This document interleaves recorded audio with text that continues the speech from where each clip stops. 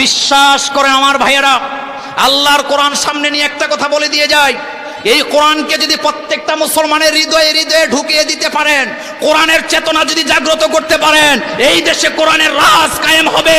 কোরআনকে, নবীর টুপিকে, দাড়িকে কোনো ব্যক্তি অপমান করার সাহস পাবে না, পাবে না, পাবে না। সেই কোরআনের আন্দোলনে রাজি, একসাথে হতে রাজি আছি না নাই? কারা কারা রাজি আছি? দুই হাত তুলে আমার আল্লাহকে দেখায় দেন। এমন এমন লোক আছে, যেমন এই বছর ফেসবুক, কয়েকদিন আগে যুবকদের কাছে জানতে চাই, ফেসবুক তাদের সফটওয়্যার ফেল করলো, করার পরে 7 ঘন্টা তাদের এই ফেসবুক আর চলে নাই। এটা কি মনে আছে? কিন্তু 7 ঘন্টায় তাদের ক্ষতি হয়ে গেছে 52,000 কোটি টাকা। কথা বুঝেন নাই? কত কত হাজার? 52,000 কোটি টাকা ক্ষতি হয়ে গেছে মাত্র 7 ঘন্টায়। আর আমাদের দেশের লোকেরা সারা জীবনে 52 কোটি টাকা চোখেও দেখে না। কথা ঠিক বলি নাই? এই কথাগুলি এই জন্য বললাম আমার ভাইয়েরা, যখন মালাকুল মউত আপনার কাছে আসবে, সারা পৃথিবীটা যদি আপনি তার নামে লিখে দিতে রাজি হন, একটা সেকেন্ডের সময় দেওয়া হবে না, বরং লাইফ সাপোর্টের নামে আমাদের দেশের গরিবদের সাথে ধোঁকাবাজি আছে না না। বিশ্বনবী বলেছেন হাদিসের বর্ণনায়, যারা রোগীর সেবা করেন আল্লাহ তাদেরকে রহম করেন, কিয়ামতে আল্লাহ তাদেরকে ক্ষমা করে দিবেন। কি দিবেন? আর আপনি যাবেন জমি জামা বেচা, তারপরে বিল দেওয়া লাগবে। আমি কথাটা এই জন্য বললাম, প্রয়োজনে আল্লাহ মরলে আমরা কার সাথে সাক্ষাৎ করব? কথা আসতে বলে। হযরতে মূসা আলাইহিস সালাম বসে আছেন, মালাকুল মউত আসলেন, এটা সহিহ হাদিস। মালাকুল মউত আসার পরে তিনি মালাকুল মউতকে থাপ্পড় দিলেন, মালাকুল মউত আল্লাহর কাছে চলে গেলেন। আল্লাহ রাব্বুল আলামিন বললেন, তুমি আবার যাও। মালাকুল মউত বললেন, আল্লাহ মুসার কাছে আমি গেলে আমি আবার থাপ্পড় খাবো। আল্লাহ বলবেন, এবার থাপ্পড় দিব না, তুমি আবার যাও। এবার যাওয়ার পরে তোমাকে জিজ্ঞেস করা হবে, তুমি জিজ্ঞেস করবা, মুসা আপনি কি আল্লাহর সাথে সাক্ষাৎ করতে চান? মুসা যেটা জবাব দেয় সেই অনুযায়ী তুমি কাজ করে দিয়ে আসো। মালাকুল মউত এসে সালাম দিয়ে বললেন, মুসা আপনার জন্য 2টা অপশন। এই যে গাভীটা দাঁড়ায় আছে, গাভীর পিঠে পশম আছে না নাই? গাভীর পিঠে পশম কয়টা থাকে? এত আস্তে কেন? মালাকুল মউত বললেন, মূসা আলাইহিস সালাম আপনি যদি থাকতে চান, এই পৃথিবীতে থাকার অপশন আছে। এই গাভীর পিঠের উপরে আপনি হাত দিবেন, আপনার হাতের নিচে যতগুলা পশম পড়বে আল্লাহ ওয়াদা করেছেন এক একটা পশমের বিনিময়ে 1 বছর করে আল্লাহ আপনার হায়াত বাড়া দিবে। মূসা আলাইহিস সালাম একজন নবী ছিলেন, উলুল আযম পয়গম্বরদের একজন। মূসা আলাইহিস সালাম বললেন, আচ্ছা মালাকুল মউত আমি যদি গাভীর পিঠের উপরে হাত দেই আর আমার যদি হায়াত বাড়ায় হয়, এই হায়াতগুলিও একদিন শেষ হয়ে যাবে, সেদিন কি আমার মরা লাগবে নাকি? মালাকুল মউত বললেন, হ্যাঁ অবশ্যই আপনাকে মরা লাগবে। এবার মূসা আলাইহিস সালাম বললেন, এই ধোঁকাবাজির হায়াত আমি চাই না, আমি আমার আল্লাহর সাথে সাক্ষাৎ করতে চাই। কারণ অতিরিক্ত হায়াত পাওয়া এটা কল্যাণ নয়, বরং অকল্যাণ আছে না। মুরব্বী যারা আছেন, আমার বাপের সমান, চাচার সময় সমান যাদের হায়াত এখানে আছেন, আপনারা যারা সাদা দাড়ি সাদা চুলওয়ালা, আপনাদেরকে একটা কথা বলে দিয়ে যাই, আপনি যদি আল্লাহর কাছে বলেন, আল্লাহ আপনি আমাকে 150 বছর হায়াত দেন, আপনি যখন 90 বছরের বুড়া হবেন, তখন আপনি যদি না মারা যান, আপনার পোলা মাইয়ারা মোল্লা ভাড়া কইরা, বারাটিয়া মোল্লা দিয়া, সাফা কতম পড়াইয়া আল্লাহর কাছে দোয়া করবে, আল্লাহ মুরব্বিরে তাড়াতাড়ি মৃত্যু দেও। কথা ঠিক বলি নাই? কথা ঠিক বলি নাই? আমার ভাইয়ারা, বাপটা বিছানায় পায়খানা করে দেয়, মা বিছানায় পায়খানা করে দেয়, সেবা যত্ন করতে করতে ছেলে মেয়েরা পুত্রবধূরা ক্লান্ত হয়ে যায়। এবার মোল্লার কাছে যায়, আমার বাপ আর বাঁচবে না, একটু দোয়া করে দেন, বাঁচেও না মরেও না। শুনছিলাম সাফাকতম পড়লে নাকি মারা যায়। আমি জানতে চাই কথা কি আমার বানানো না বাস্তব? 3-4 দিন আগে একজন আমারে ফোন দিছে, কয় হুজুর আপনার কাছে একটা মাসালা জানতে চাই। আমি বললাম, কি মাসালা? কয় হুজুর শুনছি যে সাফাকতম পড়াইলে নাকি রুগী মরে যায় তাড়াতাড়ি, এটা সত্য না মিথ্যা? আমি জিজ্ঞাসা করলাম, ভাইজান সাফাকতম পড়াইবেন কেন? কয় হুজুর আমার আব্বা আজকে 5 বছর যাবত বিছানায় পেশাব পায়খানা করে, মরেও না বাঁচেও না। শুনছি হুজুরদের কাছে সাফাকতম পড়াইলে মারা যাবে, আপনাকে খুব ভালোবাসে এই জন্য আপনাকে জিজ্ঞেস করলাম। এই কথাটা আমি এই জন্য বললাম, যেই ছেলেকে আপনি আব্বা করে ডাকেন, যেই ছেলেকে বাড়িঘর করে দেওয়ার জন্য এত পাগল পাড়া আছেন, যেই বিবির জন্য মেয়ের জন্য এত পাগল পাড়া, আপনি আল্লাহর কসম আমি বলে দিয়ে গেলাম, আপনি যদি 100 বছর বয়স হওয়ার পরে বিছানায় পেশাব পায়খানা করেন, এই সন্তানগুলি আপনি মরার জন্য তারা খতম পড়াবে। বিশ্ব নবী আল্লাহর কাছে দোয়া করতেন, আল্লাহ এমন অবস্থা আমাকে আমার এই দুনিয়া থেকে নিয়ে যান যে অবস্থায় আমি আমার নিজের উপরে চলতে পারি। ওই হায়াত সবচেয়ে উত্তম, যেটা 60 থেকে 70 বছরের মধ্যে হয়। নবীজি বলেছেন আমার উম্মতের হায়াত কত বছর গড়ায়ু? 60 থেকে, সুবহানাল্লাহ আসে না? এটার মধ্যে কল্যাণ আছে না নাই? আমরা আজকে থেকে দোয়া করব, আল্লাহ আমি যেন কারো বোঝা হয়ে বেঁচে না থাকি। আমি আপনার প্রিয় বান্দা হিসাবে দুনিয়ার মানুষকে কষ্ট না দিয়ে আপনার সাথে সাক্ষাৎ করতে চাই। আল্লাহ যেন কবুল করেন। আমরা বলি আমিন, আরো জোরে বলি আমিন। আমার ভাই হসপিটাল চালান, হাফেজ নুরুল আলম ভাই, আল্লাহ আমরা দোয়া করি আল্লাহ যেন তার হসপিটালে বরকত দান করেন। তার হসপিটালে যেন রুগী ঢুকলে যেন সুস্থ হয়ে আসতে পারে, সেই তৌফিক আল্লাহ দান করুক। আমরা বলি আমিন। আমার বন্ধুগণ, আগেই বলেছি কোনো ভূমিকা দেব না। আমার হাতে এটা কি? এত আসতে বললে হবে?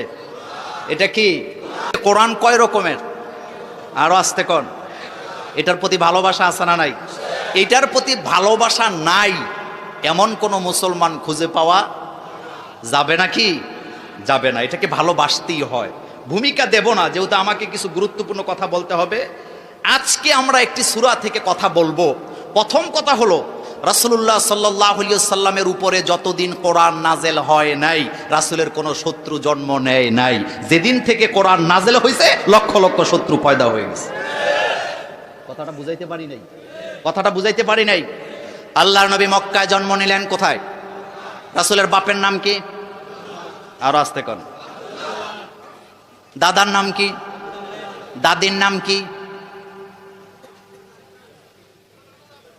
রাসূলের দাদির নাম কি? দাদি নাই? আচ্ছা, একটা ক্লু দেই আপনাদেরকে। বিশ্বনবী তার দাদির নামটাকে এত বেশি ভালোবাসতেন, যার কারণে আল্লাহর নবী 3 আর 4 নাম্বার সর্বকনিষ্ঠ মেয়ের নাম দাদির নামে রেখে দিলেন।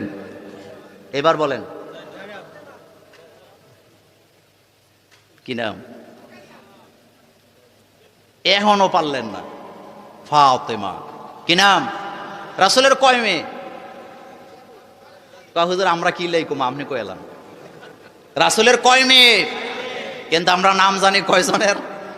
মাত্র একজন। খালি মা ফাতেমা মা ফাতেমা করে, অথচ রাসূলের মেয়ে কয়জন? সবার মর্যাদা সমান। সবার মর্যাদা। প্রথমটা হলো জয়নব, বলেন। 2 নম্বরে রোকাইয়া, 2 নাম্বার। 3 নম্বরে উম্মে কুলসুম, 4 নম্বরে ফাতেমা রাদিয়াল্লাহু তাআলা আনহা। এই 4টা মেয়ে আল্লাহর নবীর ছিলেন। আল্লাহর নবী 2টা মেয়ে হযরত ওসমান রাদিয়াল্লাহু তাআলা আনহুর কাছে বিয়ে দিলেন। এই 2টাও যখন ইন্তেকাল করলো, আল্লাহর নবী বললেন, আমি আমার ওসমানকে এত বেশি ভালোবাসি, আমার কাছে যদি আরেকটা মেয়ে থাকতো সেটাও আমি ওসমানকে দিয়ে দিতাম। আর আমাদের দেশের জামাইদের যৌতুকের ঠেলায় শ্বশুর শাশুড়ি আল্লাহর কাছে দোয়া করে যে আল্লাহ এমন জামাই কারো ঘরে দিও না। কথা এত আসতে কোন কেন? এরকমের নাই? যৌতুক খাওয়াই না লোক আমাদের বড়ুরাতে নাই? আছে? যৌতুক আপনাদের এলাকায় আছে না নাই? যৌতুক হালাল না হারাম? যাই হোক, ছেড়ে দিলাম কথাগুলো। রাসূলের মেয়ে কয়জন? 1 নাম্বার, 2 নাম্বার, 3 নাম্বার, 4 নাম্বার। আল্লাহ যেন কবুল করেন। আমরা বলি আমিন। আমার বন্ধুগণ, রাসূলের দাদির নাম ছিল ফাতেমা। কি নাম? আজকের পর আর ভুলে যাবেন। বিশ্বনবীর বংশের নাম আরো আসতে কোন? আরো আসতে কোন? রাসূলের দাদার বংশ, নানার বংশ কয় বংশ? গোরা কিন্তু এক। হাশেমি গোত্র, হাশেমি বংশ। আর কুরাইশ গোত্র, 2টার গোরা কি? মূলে এক। সুবহানাল্লাহ। মূলে কি? আল্লাহর নবীর বংশকে আল্লাহ এত বেশি ভালোবাসেন। এই কুরাইশদের নামে আল্লাহর কোরআনে একটা সূরা আছে না নাই? পড়েন সবাই। লিইলাফি কুরাইশিন, সবাই। লিইলাফি কুরাইশিন ইলাফিহিম রিহলাতাশ শিতাই ওয়াস সাইফ ফালইয়াবুদু, সবাই পড়েন। ফালইয়াবুদু রাব্ব হাযাল বাইত আল্লাযী আত'আমাহুম মিন জু' ওয়া আমানাহুম মিন খাউফ। আল্লাহু আকবার। আল্লাহ যেন কবুল করে। আমরা বলি আমিন। বলতেছিলাম, বিশ্বনবী মক্কায় জন্ম নিলেন। মক্কার লোকেরা তার উপাধি দিল আল আমিন।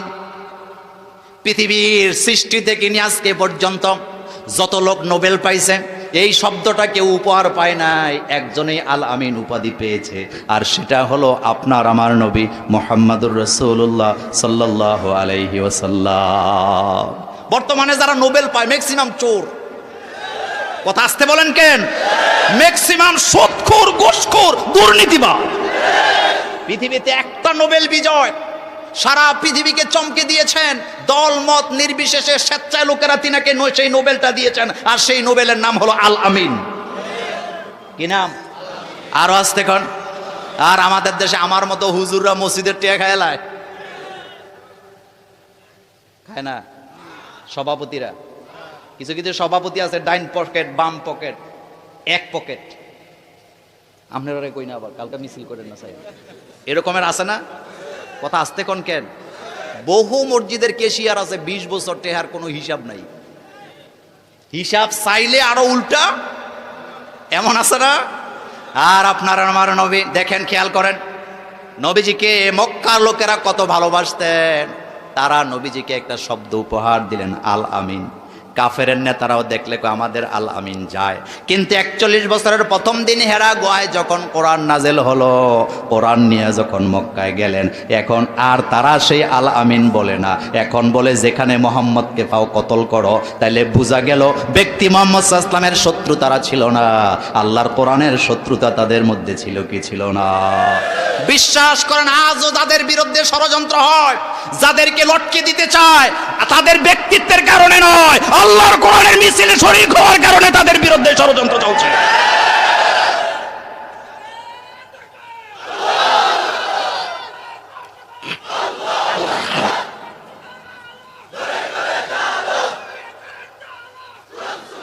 আমার ভাইয়েরা, আমরা মরতে হবে, আমরা মুসলমান, কোরআন নিয়ে মরতে চাই। চাই কি চাই না? আমাদের আসল পরিচয় আমরা মুসলিম। বলেন আমাদের আসল পরিচয় কি? সেই কোরআন থেকে একটা সূরার মাত্র 4টা আয়াত থেকে আজকে কথা বলবো, ইনশা লা ইলমা লানা ইল্লা মা আল্লামতানা। আমাদের কাছে কোনো জ্ঞান নাই, আমরা জ্ঞান পাই কার কাছ থেকে? সূরার নাম সূরাতুল কলম। সূরার নাম কি? 4টা আয়াত থেকে বলবো, মাত্র 4টা। পড়েন যারা আমার সাথে পারেন। আউযু বিল্লাহি মিনাশ শাইতানির রাজীম, বিসমিল্লাহির রহমানির রহিম। আউযুবিল্লাহ পারেন তো? এই পৃথিবীতে হাজার হাজার কিতাব আছে না নাই? উপন্যাস আছে না নাই? ভূগোল আছে না নাই? ইতিহাস আছে না নাই? পৃথিবীর কোনো কিতাব পড়ার আগে শয়তানের কাছে আশ্রয় চাওয়া লাগে না, কারণ যত কিতাব আছে আপনি পড়লে শয়তান আপনার কাছে আসবে না, কিন্তু যেই মাত্র কোরআন পড়তে চাইবেন শয়তান সেখানে আসবে। সেজন্য আগেই শয়তানের ওয়াসওয়াসা থেকে পানাহ চাইতে হয় কার কাছে? আল্লাহ বলছেন, বান্দা যখন কোরআন পড়বা আগে শয়তান থেকে আশ্রয় চাও। তাইলে বোঝা গেছে কোরআন আছে যেখানে শয়তানের হামলা আছে। মোল্লার কথা না আল্লাহর কথা? আরো জোরে বলেন কার কথা? আউযুবিল্লাহ পড়ি আমরা কি তেলাওয়াত করার সময় আগেই বলে দেয়, আল্লাহ আমি আপনার কাছে আশ্রয় চাই, কারণ আমি এখন কোরআন পড়ব, শয়তান আমার উপরে আক্রমণ করবে। এই শয়তান শুধু জিনের মধ্যে নয়, মানুষের মধ্যেও শয়তান আছে না না? এই জন্য আল্লাহ বলছেন, আউযু বিল্লাহি মিনাশ শাইতানির রাজীম, বিসমিল্লাহির রহমানির রহিম। নুন, সবাই বলেন আমার সাথে, বলেন নুন। ওয়াল কলামি, সবাই ওয়াল কলামি, ওয়ামা ইয়াসতুরুন, মা আনতা বিনি'মাতি রব্বিকা বিমাজনুন। জোরে, বিমাজনুন।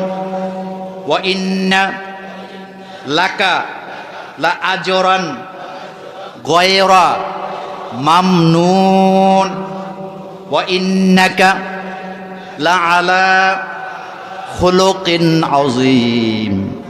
কথাগুলি কার? প্রত্যেকটা কথার ভিতরে হিকমত আছে না না? এখন থেকে আলোচনা শুরু। লম্বা কথা বলা আমার নাই, আমি শক্তিশালী না, আমি কিন্তু একটু দুর্বল টাইপের মানুষ, এটা আপনারা জানেন। আমি 1 ঘন্টা 15 মিনিট কথা বলবো সব মিলাইয়া, বাকি যেটা গেছে সেটা সহ। আল্লাহ যেন এই কোরআনের জন্য আমাদেরকে কবুল করেন, আমরা বলি আমিন। সূরার নাম সূরাতুল কলম। বলেন তো সূরার নাম কি? সবাই মনোযোগ দেন, সূরার নাম কি? আমার ভাইয়ের একটা কথা জানতে চাই, কোরআনের সূরা কয়টা?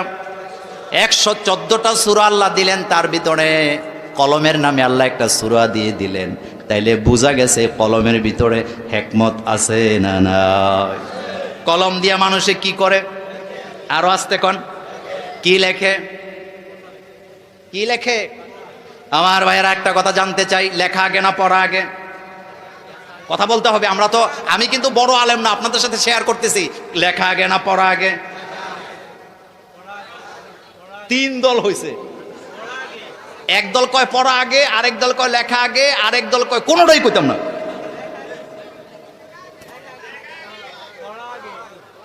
পড়া আগে যারা বললেন, লেখা থাকলে নামনে পড়তেন। নেন সাদা কাগজ, পড়েন দেখি। কি আগে? এই তো বুদ্ধিমানের কথা। কি আগে? আমি যদি আমার সভাপতির এই সাদা কাগজ দিয়া কয় হরেন না, উনি কব হুজুর আমি পড়মু কিনা, তো কিছু নাই। তাহলে কি আগে? লেখা আগে। আমার ভাইয়েরা, আল্লাহ রাব্বুল আলামিন সৃষ্টি জগৎ সৃষ্টি করার প্রথমে তিনি কলম বানাইছে। জোরে বলেন, কি বানালেন? আউয়ালু মা খালাকাল্লাহু তাআলা কালাম। এটা তিরমিজির হাদিস। আউয়ালু মা খালাকাল্লাহু তাআলা কালাম। আল্লাহ প্রথম কলম বানাইলেন। কলম বানায় কলমকে বললেন উক্তুব, তুমি লেখো। কলম বললেন মা আক্তুব, আমি কি লিখবো? আল্লাহ বলেন কিয়ামত পর্যন্ত যত ঘটনা ঘটবে আর ঘটবে এক টানে তুমি লিখে ফেলো। লিখতে লিখতে লিখতে লিখতে বিশ্বনবী বললেন তাকদীর লেখার সময় কলমের কালি শেষ হয়ে গিয়েছে। আর আস্তে সুবহানাল্লাহ কোন। আমানতু বিল্লাহি ওয়া মালাইকাতিহি, পড়েন আমানতু বিল্লাহি ওয়া মালাইকাতিহি ওয়া কুতুবিহি ওয়া রুসুলিহি ওয়াল ইয়াউমিল আখির ওয়াল কদরি, সবাই ওয়াল কদরি খাইরিহি ওয়া শাররিহি মিনাল্লাহি তাআলা ওয়াল বা'সি বা'দাল মাউত। তাইলে বোঝা গেছে কলমের দাম আছে না নাই? সূরার নাম কলম দিলেন কে? আরো জোরে বলেন। আমার ভাইয়েরা, কলম এমন এক জিনিসের নাম, বাচ্চারা ছাত্র জীবনে প্রথম যেদিন লিখতে শুরু করে দেয় সেদিন থেকে বাচ্চাদের হাতে কলম আছে না নাই? কলমের ডিজাইনটা বাঘ হয়, কিন্তু যেই যন্ত্র দিয়া লেখে সেটাকে কি বলে? কলম শব্দটি আরবি ভাষা। কলম শব্দটি ইংরেজিতে কি কয়? বাংলায় বুঝি কলম। বাংলায় কি? লেখনি। বাংলায় কি? তাইলে বলেন কলম বাংলা না আরবি? আমরা তো মাতৃভাষার জন্য জীবন দিছি, পৃথিবীর কোনো জাতি দেয় নাই। কিন্তু আফসোস, মাতৃভাষার প্রতি আমাদের তেমন কোনো যত্ন নাই। আমার ভাইয়েরা, বাংলা একাডেমির বাংলা বানানে ভুল। বুঝেন না কথা? বাংলা একাডেমির বাংলা বানানে ভুল। ইংরেজি চেয়ারে বসে, আরবি কলম হাতে নিয়া ইংরেজি টেবিলের উপরে, উর্দু কাগজের উপরে লিখি। কথা কি ভুল বললাম না সত্য বললাম? আরেকবার বলবো। ইংরেজি চেয়ারে বৈশা, আরবি কলম হাতে নিয়া, ইংরেজি টেবিলের উপরে উর্দু কাগজ রাইখা এর উপরে আমরা লেখি। এমন ভাষাবিদ আমাদের মতো পৃথিবীতে খুঁজে পাওয়া যাবে না। সুবহানাল্লাহ কইলেন? পৃথিবীতে একটা লোক কোনোদিন অশুদ্ধ একটা শব্দ উচ্চারণ করে নাই। সহিহ মাসনাদে আহমদ এসছে, রাসূলুল্লাহ সাল্লাল্লাহু আলাইহি ওয়াসাল্লাম জীবনে কোনোদিন অশুদ্ধ একটা শব্দ উচ্চারণ করেন নাই। সুবহানাল্লাহ বাড়ি যায় কইেন। আমার নবী কি ফাঁস? নবী কি ফাঁস? হ্যাঁ আমার ভাইয়ের, আমাদের কথার মধ্যে আঞ্চলিকতা আছে না নাই? বরুড়ার মানুষ বড় চালাক, না নোয়াখালীর ভাষা না কুমিল্লার ভাষা, মাঝখানে কথা আসতে এরকম আছে না? আল্লাহর নবী যেই ভাষায় কথা বলতেন সেই ভাষায় কোরআন নাযিল করেছেন কে?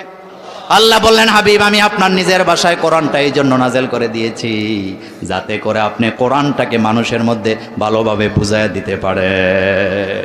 আমার নবী নিজে তেলাওয়াত করতেন, মানুষের তেলাওয়াত শুনতেন। আমরা নিজে একটু করলে করি, শুনতে রাজি না। এরকমের আছে না নাই? কোরআন তেলাওয়াত করবেন আমার ভাইয়েরা। সকালবেলার মোমেনের কর্মসূচি কিসের তেলাওয়াত? না জগিং করা? ডায়াবেটিস হয়েছে, মৃত্যু থেকে বাঁচার জন্য সকালে ঘুম থেকে ওইটা জগিং করে ফজরের নামাজ জামাতে পড়ে না, এমন মানুষও আমাদের বাংলাদেশে আছে না? না, সকালবেলা দৌড়ায়, ডায়াবেটিস থেকে বাঁচতে চায়। বাসার ভাইয়ের ডায়াবেটিস আছে না? দৌড়ান তো, দৌড়াইবেন, দৌড়ানো ভালো। এটা রাসূল সাল্লাল্লাহু আলাইহি ওয়াসাল্লামের সুন্নাহ। হযরত আলী রাদিয়াল্লাহু তাআলা আনহু বলেন, প্রত্যেক প্রত্যেকদিন আসরের নামাজের পরে বিশ্বনবী আমার কাছে আসতেন খালি পেয়ে হেঁটে হেঁটে। যেদিন আল্লাহর নবী আসতে পারতেন না, আমি নিজে তাহাজ্জুদের সময় বিশ্বনবীর কাছে চলে যেতাম। খালি পায়ে হাঁটাই শিক্ষা দিয়েছেন মুহাম্মাদুর সাল্লাল্লাহু। আমার ভাইয়েরা, কথাগুলি এই জন্য বললাম, আল্লাহ কোরআনে সূরা দিলেন 114টা, তার মধ্যে আল্লাহ পাক একটা সূরা কলমের নামে দিয়ে দিলেন। তাইলে বোঝা গেল কলমের ভিতরেও হিকমত আছে না না। আল্লাহ পাক সূরাটাতে শুরু করলেন, সূরার নাম কলম। কলমের নামে একটা সূরা কেন দিলেন? তার কারণ হলো বিশ্বনবীর বিরুদ্ধে যারা ষড়যন্ত্র করলো, যারা লিখলো, তাদের হাতে কলম ছিল কি ছিল না? কিন্তু যেই কথাগুলি তারা লিখেছিল, এই কথাগুলি ছিল 100% মিথ্যা। 100%। আমার ভাইয়ের, আমার নবী তো এমন নবী, এই সূরাটির শানে নুজুলের মধ্যে এসছে, একজন এসে বিশ্বনবীকে গালি দিলেন। কি দিলেন? কি দিলেন? আল্লাহর নবী কোরআনের আয়াত দিয়ে জানায় দিলেন সে হলো বাবার অবৈধ সন্তান। লোকটা মনে মনে ভাবলেন, আমি যদি বাবার অবৈধ সন্তান হয়ে থাকি, দুনিয়ার কেউ না জানুক, একজনে জানবে, আর সেটা হলো আমার মা। সেটাকে কথা আসতে কয়, সেটাকে মা। মায়ের কাছে দৌড়ায় গেছে, যাই বললেন, মা, বিশ্বনবী মুহাম্মদ সাল্লাল্লাহু আলাইহি ওয়াসাল্লামকে আমি গালি দিয়েছি, তারা তো নবী মানে না। আব্দুল্লাহর পোলা মুহাম্মদকে গালি দিলাম, তিনি আমাকে বললেন কোরআন দিয়া আমি নাকি বাবার অবৈধ সন্তান। মা, সত্য করা বলো তো, মুহাম্মদ সাল্লাল্লাহু আলাইহি ওয়াসাল্লামের কথা কি সত্য নাকি? এবার মা চেহারাটা নিচের দিকে দিয়া বলতেছেন, বাবা, মুহাম্মদ সাল্লাল্লাহু আলাইহি ওয়াসাল্লামকে আমরা নবী মানি না ঠিক, কিন্তু আল্লাহর নবী যেটা বলেন এটা সত্য, এটা মিথ্যা হতে পারে না। আল্লাহু আকবার। সুতরাং এই পৃথিবীতে যত বড় নেতা হোক, যত বড় পীর হোক, যত বড় দার্শনিক হোক, বিশ্ব নবীকে যদি কেউ গালি দেয়, বুঝতে হবে তার জন্ম অবৈধ, বৈধ হতে পারে না, পারে না, পারে না।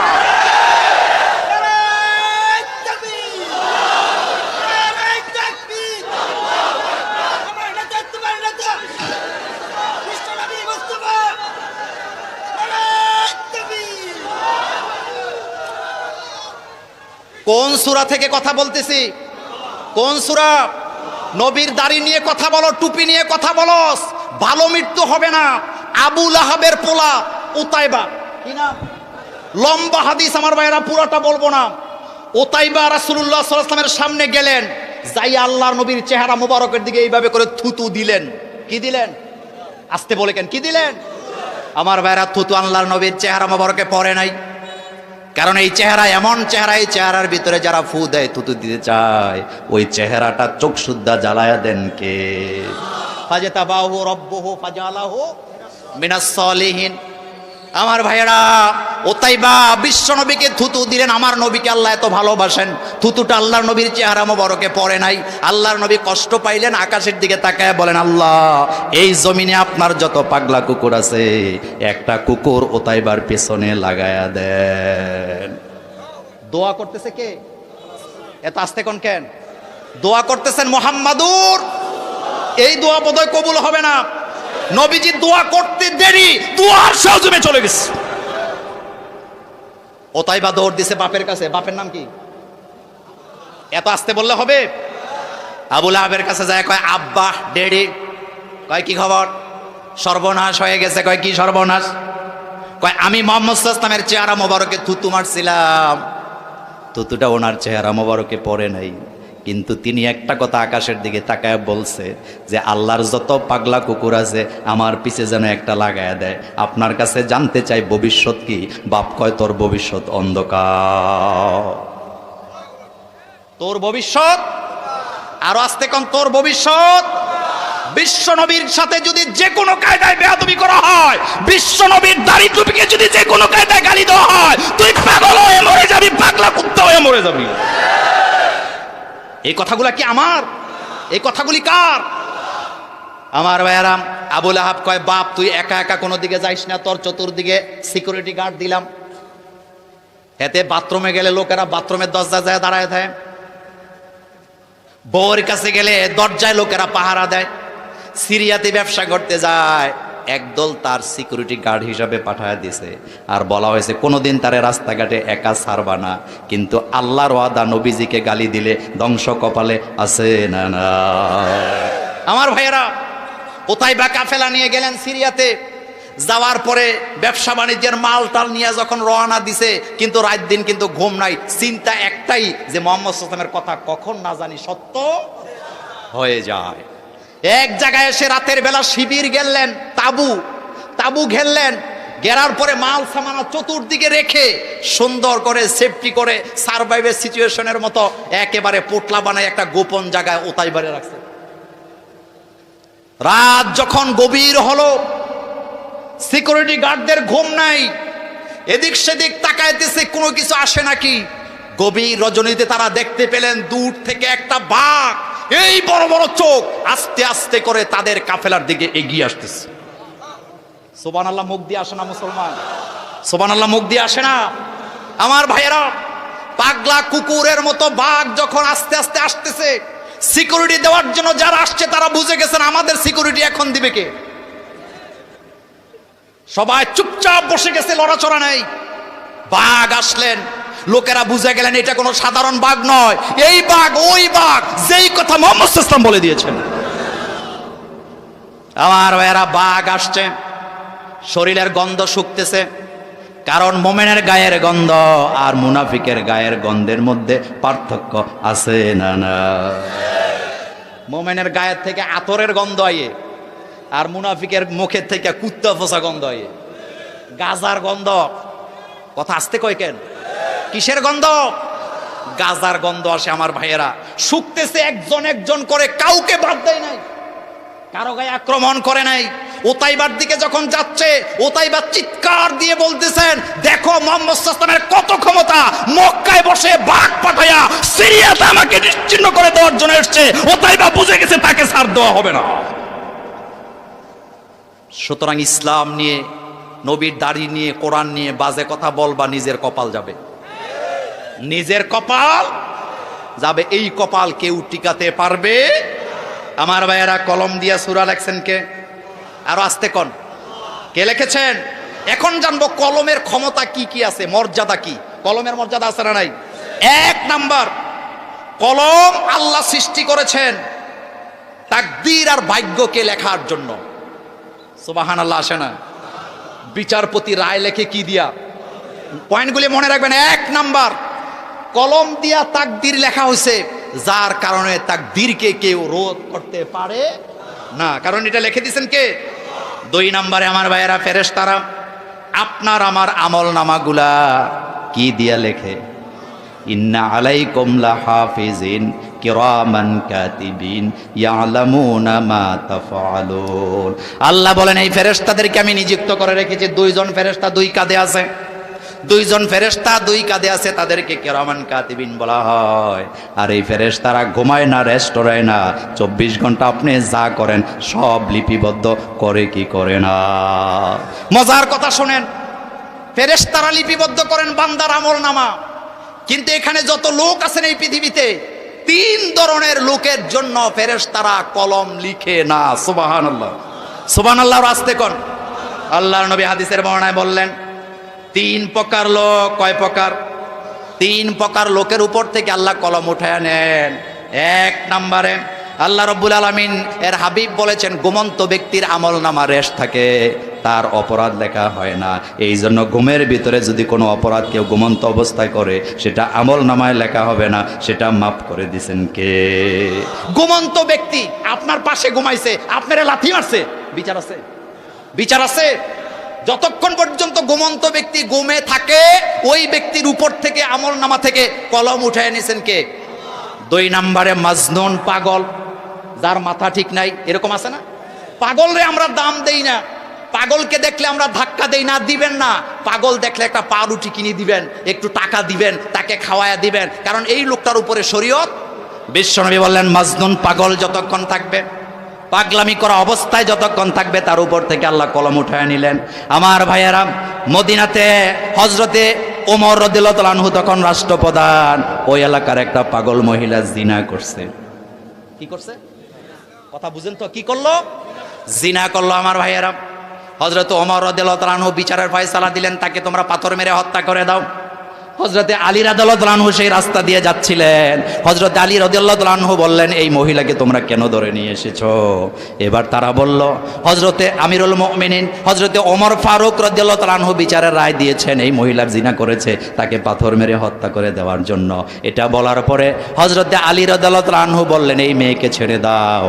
আর ওমরকে বললেন, আপনি কি ভুলে গেছেন বিশ্বনবী বলেছেন পাগলের উপর থেকে আল্লাহ কলম উঠায়া নিয়েছে। এই জন্য পাগল ল্যাংটা হইয়া গুরুক আর বস্ত্র অবস্থায় গুরুক, পাগলের কোনো গুনাহ, কথা কি ঠিক বললাম না বাড়ায় বললাম? পাগলের কোনো গুনাহ। আর আমাদের দেশের লোক ল্যাংটা পাগল দেখলে এমনে চায়, এরকমের সাউন্ডা মানুষ নাই। পাগলের কোনো শরীয়ত। আমার ভাইয়েরা, 3 নম্বরে নবীজি বললেন বাচ্চা, যতক্ষণ পর্যন্ত এই বাচ্চাটা বালেগ না হয়, কি না হয়, বাচ্চাদের উপরে কোনো গুনাহ লেখা হয় না। আর আমাদের দেশে বাচ্চারা অপরাধ করলে হুজুরেরা ফ্যানের সাথে লটকায় পিডায়, মসজিদের সভাপতি লাঠি দিয়া পিডায়া মসজিদ থেকে বাচ্চাদেরকে বাইর করে দেয়। এমন হুজুর আর সভাপতি আমার দেশে আছে না? না, হ্যাপসখানা এখানে আছে, আছে না? কালকে আবার আমার বিরুদ্ধে লাগবেন না। পৃথিবীতে সর্বশ্রেষ্ঠ শিক্ষকের নাম ছিল মুহাম্মাদুর সাল্লাল্লাহু আলাইহি ওয়াসাল্লামের হাজার হাজার ছাত্র ছিল। নবীজি কি কোনোদিন কোনো ছাত্রের গায়ে হাত তুলেছেন? বাচ্চাদেরকে চোখ রাঙাবেন, ভয় দেখাবেন, এতে নিষেধ নাই, কিন্তু আপনি লটকায় পিটাবেন, এটা জায়েজ নাই। কারণ এই বাচ্চার উপরে কোনো শরীয়ত। আমার ভাইয়েরা, বাচ্চাগুলা মসজিদে যায় আগে আর সর্দার সাহেব যায় পিছে। কথা কি ঠিক বললাম? কিছু কিছু সর্দার আছে নিজের জন্য নামাজের মসলা আগে বিছায়া রাখে, যায় মসজিদে পড়ে, যাইয়া সবাইরে ধাক্কায় উনি সামনের মুসল্লাতে বসে। এমন সর্দার আমাদের দেশে নাই।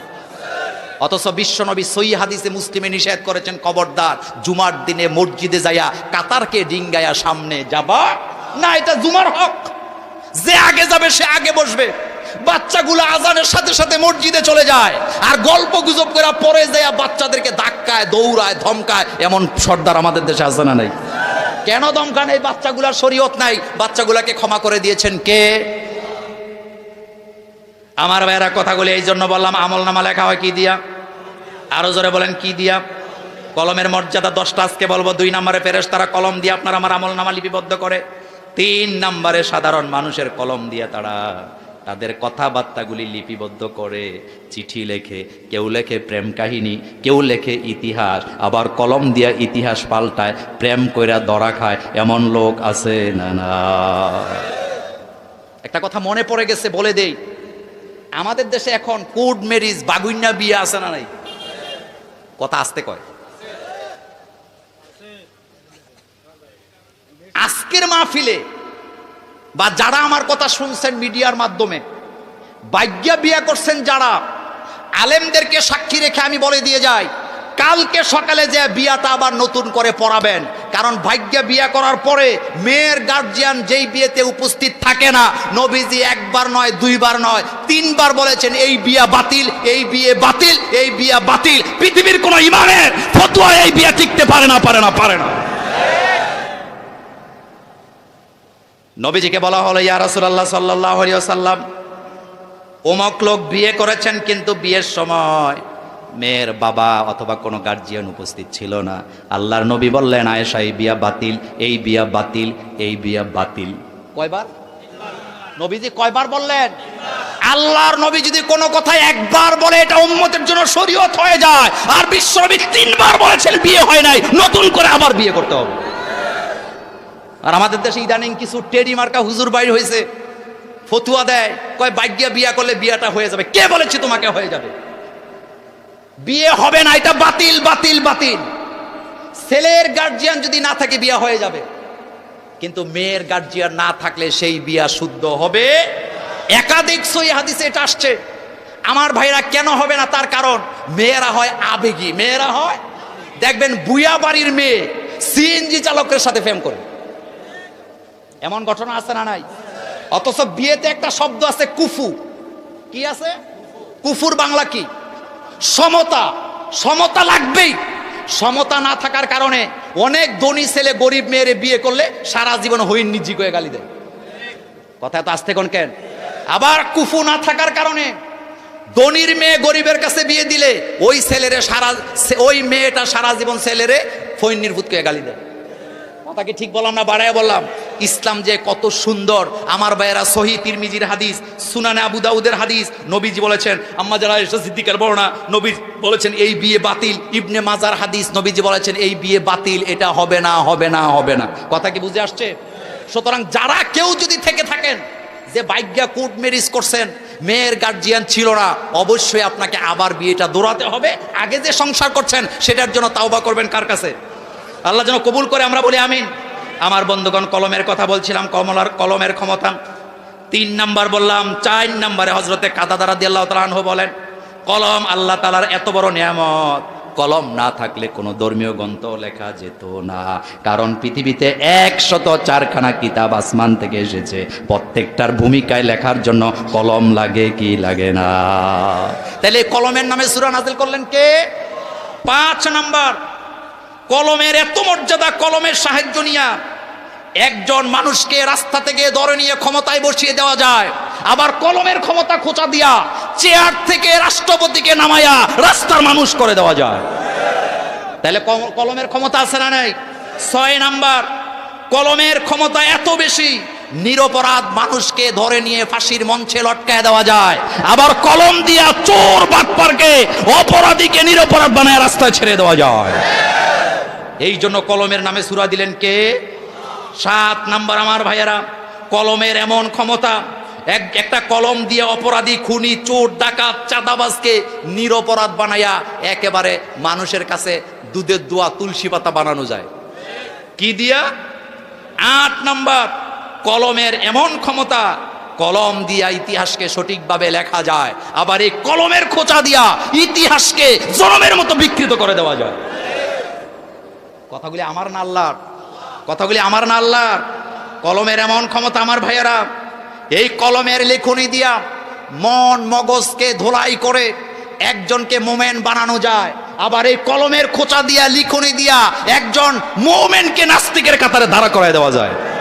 আমাদের দেশের যুবক যুবতীরা বিভিন্ন ব্লকে ঢুকে নাস্তিকদের বিভিন্ন চমক পদক কথাবার্তা পড়ে পড়ে নাস্তিক হয়। এখানে কলমের ভূমিকা আছে না নাই?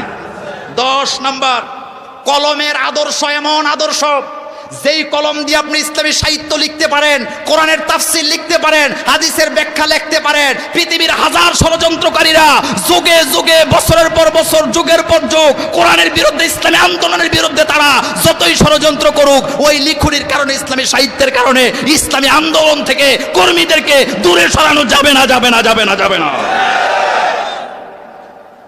ইসলাম যারা বুঝে শুনে গ্রহণ করে, ইসলামিক সাহিত্য পড়ে যারা ইসলামী আন্দোলনে যোগ দেয়, তাদেরকে এখান থেকে সরায়া দেওয়া যায়। এটা মোল্লার কথা না আল্লাহর কথা? এই জন্য কলমের নামে সূরা দিলেন কে? আল্লাহ রাব্বুল আলামিন বললেন নুন। বলেন, সবাই বলেন নুন ওয়াল কলামি ওয়া মা ইয়াসতুরুন। আল্লাহ রাব্বুল আলামিন বললেন, হাবিব নুন, এটা এই অক্ষরটা ছেড়ে দিলাম। 2 নাম্বার আল্লাহ বলেন ওয়াল কালাম, ওয়াওটা কাসমিয়া। ওয়াওটা কি? যেহেতু আমরা সাধারণ মানুষ নিয়ে কথাগুলি বলছি, সেহেতু আমি কঠিন করে কথাগুলি বলতে চাই না। আল্লাহ রাব্বুল আলামিন কলমের কসম করলেন। কিসের কসম? আল্লাহ পাক বলেন ওয়াল কালামি, আমি কলমের কসম খায়া বলি। কসম করতেছেন কে? আমাদের দেশে কসম আছে না নাই? নবীজি মেরাজ থেকে যখন আসলেন, আল্লাহর নবী বললেন, আমি জাহান্নামে অধিকাংশ নারীদেরকে জাহান্নামে দেখেছি। তার যতগুলা কারণ ছিল, তার ভিতরে একটা কারণ ছিল, নারীরাই সবচেয়ে বেশি মিথ্যা কসম খায়। আপনাদের বরুরাতে নাই? কিছু মহিলা আছে, আয় হারামও খাইনো, হারামও যাইনো, হারামও দেইনো, হারামও কইনো। কথা আসতে কোন কেন? এদিকে নাই? কিভাবে বলে কথাটা? হারামও কই নাই, হারামও খাই নাই, হারামও দেই নাই। আল্লাহর নবী বলেছেন, যেই মহিলারা মিথ্যা কসম খায় তারা কোথায় যাবে? তাহলে কসম বন্ধ করার দরকার আছে না নাই? মায়েরা, বোনেরা যারা শুনছ, কসম করে কাউকে কথা শোনাইয়া কি বিশ্বাস করাবার দরকার নাই। তুমি যদি সত্যবাদী হয়ে থাকো, লোকেরা এমনিতেই তোমার কথা বিশ্বাস করবে। আর যদি এরপরে আপনাদের এলাকায় ব্যবসায়ী আছে না নাই? এখানে নাই, গামছা বিক্রি করছে, তো হারাম 1 টাকা লাভ করি নাই। কথা আসতে কোন কেন? এরকমের আছে না নাই? আল্লাহর নবী বললেন, যারা মিথ্যা কসম খায় তারা জাহান্নামে যাবে। আল্লাহ রাব্বুল আলামিনও কসম করেন আমার ভাইয়েরা, তবে মোমেন যদি কসম করে কসম করতে হবে আল্লাহর নামে। আর আমাদের দেশে কসম নিয়েও দোকাবাজি আছে না না? কি কসম জানেন? কয় মসজিদের কসম। কিসের কসম? কয় আল্লাহর কোরআনের কসম, কাবার কসম, মদিনা শরীফের কসম। এরকম আছে না? মাজার শরীফের কসম, এরকম আছে না নাই? আবার আরেকটা কসম আছে, কয় তুই নবীর শাফায়াত পাইতি না, মানে উনি নবীর শাফায়াতের কন্ট্রাক্টরই নিছে। এরকম আছে না? কথা বলে নাকি? এরকম আছে না নাই? আজকের মাহফিলে যারা আসছেন আর কোনোদিন কসম করব না, রাজি আছি না নাই? কারা কারা রাজি নাই হাত তোলেন। জোশের টালায় হুশ হারায়েন না, কসম করা যাবে। হ্যাঁ, কসম যদি করতেই হয় শুধুমাত্র করতে হবে আল্লাহর নামে। কার নামে? আমার ভাইয়ের, আল্লাহ পাক কলমের কসম করলেন, কারণ কলম বানাইছে কে? এই জন্যই কলমের কসম কাটলেন, কারণ কলম এমন এক জিনিস, এই কলমের কারণে ক্ষমতায় বইয়া যা ইচ্ছা তাই করা যায়। কলমটা চলে গেলে সব শেষ হয়ে যায় কি যায় না? এই জন্য কলমের নামে কসম করলেন কে? All column. এরপর আল্লাহ বলছেন অমা ইয়াসতুরুন, যা লেখা হয় সেই লেখার কসম। তাহলে বোঝা গেছে কলমেরও কসম, লেখারও কসম করতেছে কে? এবার খেয়াল করেন পরের আয়াত। আমার ভাইয়েরা, আল্লাহ পাক বললেন মা আনতা বিনিআমাতি রব্বিকা বিমাজনুন। হাবিব, তারা যা বলে আপনি চিন্তা করেন না, আমি কসম খেয়ে বলি আপনার নেয়ামত আমি বাড়ায় দেব। আর আপনার রব আপনাকে ঘোষণা দিচ্ছেন আপনি পাগল নন। এটাই আমার আজকের আলোচনা। নবী কি পাগল ছিলেন? এত আসতে বলেন কেন? নবী কি পাগল ছিলেন? বরং কাফেরেরা কলমের কোচা দিয়ে রেজুলেশন করে আমার নবীকে তারা পাগল স্বীকৃতি দিতে চায়। আল্লাহ বলেন ওমা ইয়াসতুরুন, হাবিব আপনি পাগল নন, আপনি পাগল নন। তারা যা লিখছে তার মিথ্যা লিখেছে।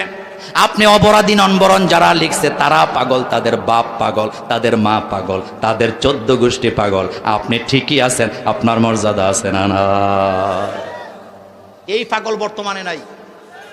আসতে কয়, এই পাগল বর্তমানে নাই। আমার বন্ধুগণ, একটা কথার জবাব দেন, বিশ্বনবী কি পাগল ছিলেন? আল্লাহর নবী কোরআনের দাওয়াত দেয়, আল্লাহর নবী কোরআনের দাওয়াত দেন। কাফেরেরা পাবলিসিটি করলেন, পাবলিসিটি করে জানাই দিলেন মক্কায় তোমরা যাইও না, মক্কায় কাবা ঘরের চত্বরে একটা পাগল এসছে, লোকটা কি বলে শুনবা না, কাছেও যাবা না। আসলে নবীর থেকে তারা দূরে সরাইতে চায় না, বরং আল্লাহর কোরআনের থেকে তারা মানুষকে দূরে সরাইয়া দিতে চায়। কথা ঠিক বলি নাই? আজব কোরআন থেকে যারা কথা বলে তাদের কাছে যাইতে দিতে চায় না, এরকমের একটা গ্রুপ আছে না নাই? আমরা দোয়া করি আল্লাহ যেন তাদেরকে হেদায়েত দান করে দেয়। তবে মজার ব্যাপার, অনেক সময় হিতে বিপরীত হয়। হিতে কি হয়? আমার ভাইয়েরা, মক্কার কাফেরেরা ঘোষণা দিলেন মক্কা একটা পাগল আসছে, তার কাছে যাইও না। এতদিন বলতো আলামিন, এখন কয় যাইও না।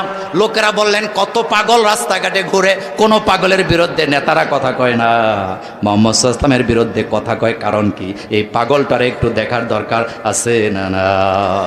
এবার মক্কার লোকেরা কেউ কানে আঙ্গুল ঢুকাইছে, চোখের উপরে হাত দিয়া কানে তুলা ঢুকাইয়া রাসূলুল্লাহ সাল্লাল্লাহু আলাইহি ওয়াসাল্লামকে দেখার জন্য তারা কাবার চত্বরে আসলেন। আমার ভাইয়েরা, যখন আসলেন, আসার পরে দূর থেকে তারা দেখতে পেল কাবার সামনে, দরজার সামনে মাকামে ইব্রাহিমে দাঁড়ায়া একটা লোক দাঁড়িয়ে আছে। তারা একবার আকাশের দিকে তাকায়, আর একবার ওই লোকটার দিকে তাকায় মনে মনে বলে পাগল দেখেছি, পাগলের জামা কাপড়ে ময়লা থাকে, চুল দাড়িতে ময়লা থাকে, এটা তো পাগল নয়, এটা তো পূর্ণিমার চাঁদের চেয়ে আরো বেশি সুন্দর।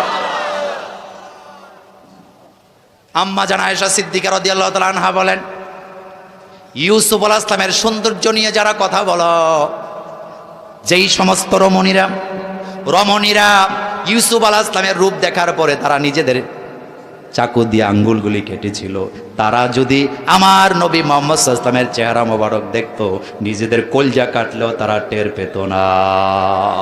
এত সুন্দর ছিলেন আমার নবী, সুবহানাল্লাহ। কোরআনুল কারীমের 13টা সূরা আল্লাহর নবীর চরিত্রের ব্যাপারে আল্লাহ ওয়াকফ করে দিয়েছে।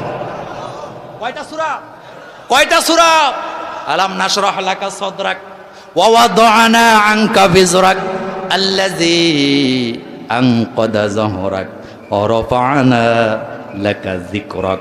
আবার আল্লাহ পাক আরেকটা সূরা নবীর জন্য ওয়াকফ করেন, অদ-দুহা। পড়েন। ওয়াদ-দুহা ওয়াল-লাইলি ইযা সাজা মা ওয়াদ্দাআকা রাব্বুকা ওয়া মা ক্বালা। আরেকটা সূরা আল্লাহ নবীর চরিত্রের জন্য ওয়াকফ করলেন, ইন্না আ'তাইনাকাল কাউসার। পড়েন সবাই, ইন্না আ'তাইনাকাল কাউসার ফাসাল্লি লিরাব্বিকা ওয়ানহার ইন্না শানিআকা হুয়াল আবতার। কথাগুলি কার? আল্লাহ রাব্বুল আলামিন বললেন, হাবিব আপনি পাগল নন। লোকেরা বললেন, পূর্ণিমার চাঁদের মতো সুন্দর এই লোকটা পাগল হয় কিভাবে? কি বলে শোনার দরকার? কান থেকে তুলা সরাইলেন, কাছাকাছি গেলেন, কোরআনের আওয়াজগুলি যখন নবীর কান থেকে ঢুকলেন, নবীজি তেলাওয়াত করতেছেন, লোকদের কান দিয়ে কোরআন ঢুকলো। ঢুকার পরে যখন কলিজায় আঘাত করলো আমার ভাইয়েরা, প্রত্যেকটা লোক এখন কোরআনের আন্দোলনে শরীক হওয়ার জন্য পাগল পারা হয়ে গিয়েছে। সেই কোরআন আমার সামনে আছে না নাই? আরো আসতে বলেন, আছে না নাই? বাংলাদেশের গ্রামে গ্রামে কোরআনের মাহফিল আছে না নাই? একটা সময় ছিল মাহফিল হতো, কোরআন থেকে কথা হতো না। বর্তমান বাংলাদেশে আমার তরুণ আলমেরা কোরআন ছাড়া কথা বলে না, যার কারণে দলে দলে লোকদের কোরআনের ভালোবাসা আছে না নাই? আরো জোরে বলেন, আছে না নাই? তবে কোরআনকে যদি ভালোবেসে থাকেন, একটা কথা বলে দিয়ে যায়, পৃথিবীর কোন ষড়যন্ত্রকারীরা যদি আল্লাহর কোরআনকে বেইজ্জতি করতে চায়, আপনি অমুসলিমদের গায়ে হাত দিয়া তাদের পাদে পা দিবেন না, কারণ এটা বিরাট বড় ষড়যন্ত্র। কোরআনের কর্মীদেরকে ধৈর্য ধরতে হবে, পাহাড় সমান বিপদ আসবে, ধৈর্যের সাথে মোকাবেলা করতে হবে। কিসের সাথে? কুমিল্লাতে পূজা মণ্ডপে কোরআন রাখা হলো, না বুঝা না শুনে মারামারি লাগাই দিছে। লাগায় নাই? আমার ভাইয়েরা মুসলমান এত বেহুশ হইলে হবে না। আজকে বাড়িতে যায় সূরাতুল কলমের শিক্ষাগুলি পড়বেন। সূরাতুল কলমের 3টা শিক্ষার মধ্যে একটা হলো বাতেল শক্তির বিরোধিতা, ষড়যন্ত্র যত করবে তার মোকাবেলা তোমাদেরকে ধৈর্যের সাথে করতে হবে। কিসের সাথে? আমার ভাইয়েরা ধৈর্যের সাথে করতে হবে। একটা মজার কথা বলি, চোর বাজারে চুরি করতে আইছে, পকেট মার, একজনের পকেটে হাত দিছে, এখন দৌড়ানি দিছে, ভালো মানুষও কয় চোর, চোরও কয় চোর, বলে কি বলে না? এখন লোকেরা দৌড়ায় মরিচিকার পিছে, আসল চোর খুঁজে পাওয়া যায়।